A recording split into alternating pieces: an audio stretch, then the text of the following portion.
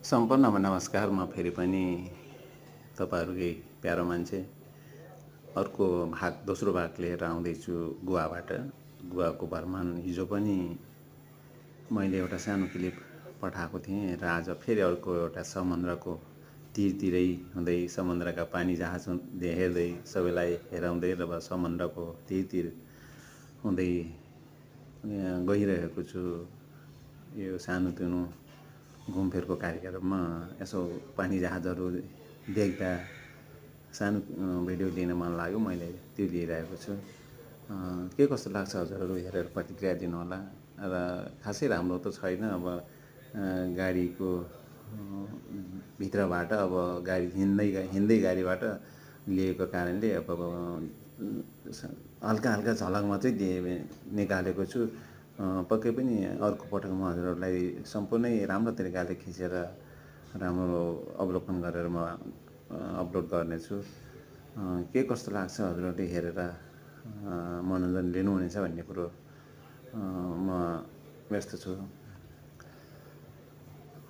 यही हो हजुर, परदेशको जिन्दगी, कहिले उकाली त कहिले ओह्राली, कहिले सुख त कहिले दुःख, कहिले हाँसो त कहिले आँसु। जिन्दगीमा सधैँ भने जस्तो कहिले कसैलाई हुँदैन।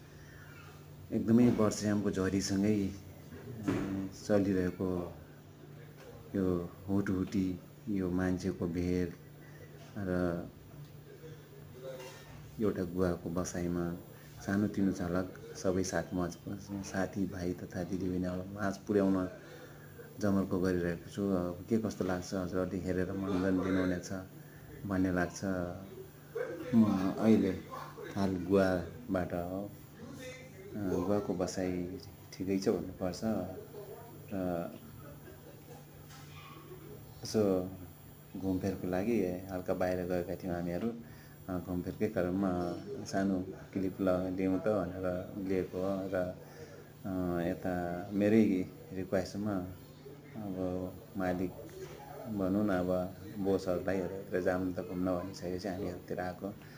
ठिकै छ, एकदम खुसी लाग्यो, एकदम रमाइलो रहेछ, एकदम रमणीय रहेछ।